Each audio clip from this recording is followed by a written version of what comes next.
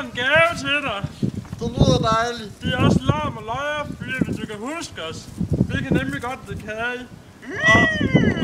Og vi er i gang med at lave lidt stump for sjov. Så vi tænkte, vi har en gave til dig. Så du laver det, Mads. Ja. Og her kommer vores gave til dig så.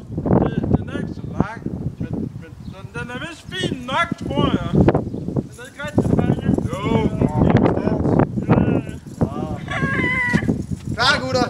Så starter jeg beatet på 3, drenge. Ud på pladser. Klar. 1,